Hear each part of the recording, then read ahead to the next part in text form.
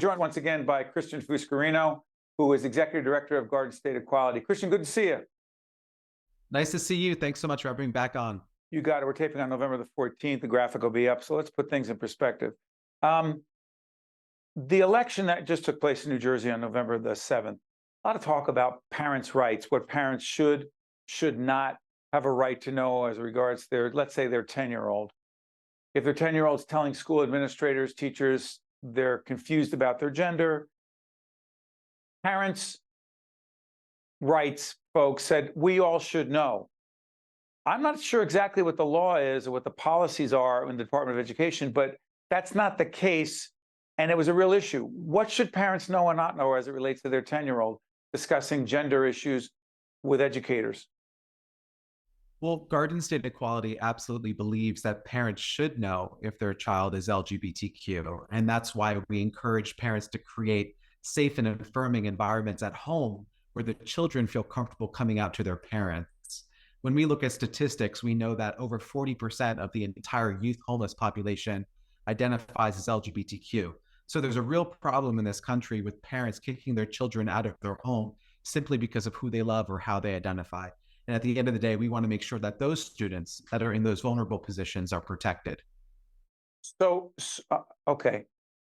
But how do you know that? Who determines whether a child is potentially at risk or the reaction of the parents would not be what whomever decides it should be, so therefore you don't tell the parents? Who adjudicates that? A child knows best on how their parent is going to respond to them knowing that they're LGBTQ. And that's why it's important for students to have the protections in place that allow them to stay in the closet at home, despite being out of the closet at school, where they may feel safer. That? Christian, respectfully, an 8-year-old knows that? Absolutely. We're seeing kids come out of the closet younger and younger because of the level of acceptance in New Jersey. And so as younger people come out of the closet at school, because schools have done such a good job of creating safe and affirming learning environments, we know sometimes that their home environment is not as welcoming. Okay. So let's do this, because this issue is not going away anytime soon. You told our producers, and you've been saying publicly, that transgender rights and medical care, critically important. Connect the two. What's not being done for a population that is often targeted and underserved, please? Affirming healthcare is vital for lived equality. We've done such a good job here in New Jersey, being one of the most pro-equality states in the nation in the law, but still people's daily lived experiences might not be reflective of that. And so we've been working really hard with some of New Jersey's largest hospital systems like RWJ-Barnabas Health to offer all-around care right here in the Garden State, so members of the LGBTQ community don't have to travel into New York City or Philadelphia just to find basic care and resources. And we're also really proud to have launched an affirming healthcare map, which lists providers all throughout the state of New Jersey where members of the LGBTQ community, specifically the transgender community, can go and find affirming resources. Hey, Christian, stay on the transgender community. To what degree do you, because you're very close to this, you advocate, and explain what folks would, as I get to this question, explain to folks as we put up the graphic, the website for Garden State Equality. What is the organization? Garden State Equality is New Jersey's leading LGBTQ organization. We lift up the diverse voices of many LGBTQ communities, and we're really proud of that diversity standpoint because the LGBTQ community is not monolithic. Every LGBTQ person doesn't face the same issues. And so as the statewide org, we work really hard to make sure that everybody's concerns are heard at tables where decisions are made, at institutions of power, in their workplaces, in schools. And Garden State Equality is going into our 20th year of doing that. And we're really proud of the progress we've been able to make thanks to a pro-equality legislature and a membership that has stood with us for the last 20 years. Okay. Anti-trans rhetoric and targeting of the transgender community, how real and how do you know? Nearly half of the states in our nation right now have passed anti-trans laws within this past year.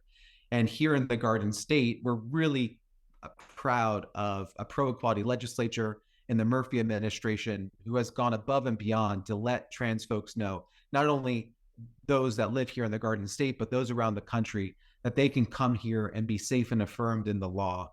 And that's really important at a time when our nation needs to reckon with the rollback on LGBTQ rights we're seeing across the country because of anti-LGBTQ elected officials getting elected and put into office, both at the school board level, at the local level, and at the state level. Christian, let's take this nationally for a second. So the new Speaker of the House, Mike Johnson, I was reading some of the things that he had said publicly, not what someone said he said, but what he has said. And he has been quoted in the past and saying and being very clear that if he could undo the Supreme Court decision about same-sex marriage, he would. He would undo that. And he also has argued in the past publicly, you should look it up, not what I say he said, it's what he has said, that homosexual relationships and homosexuality and same-sex marriage are at the core of destroying civilization in our nation.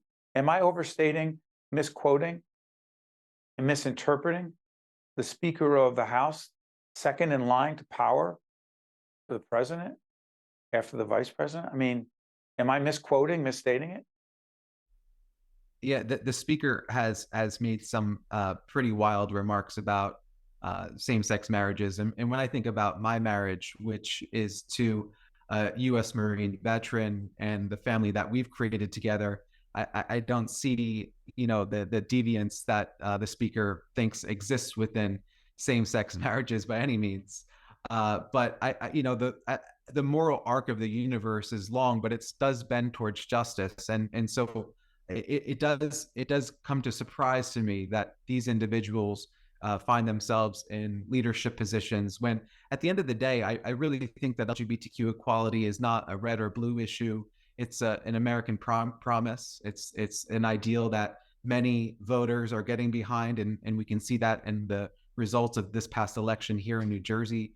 And I hope that as we move forward, we'll continue to see voters show up to the polls in a way where we are removing these folks that have an idea where some people should be treated differently than others, and the law won't be in those positions anymore. Last question, Christian, before I let you go. In this last election, November 7th in New Jersey, the legislative election, all 120 seats are up.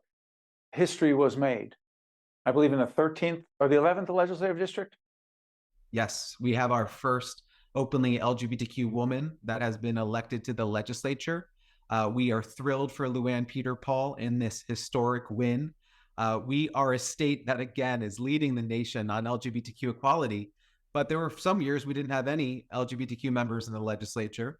And then we were lucky enough to have Don Guardian, who is an out LGBTQ legislator from the Republican Party. And now we have this historic win of Luann Peter Paul being the first LGBTQ woman in the legislature. So our legislature is beginning to look more like the progress we've made in the laws by having that representation there. And we'll have her on. Thank you, Christian. Appreciate it.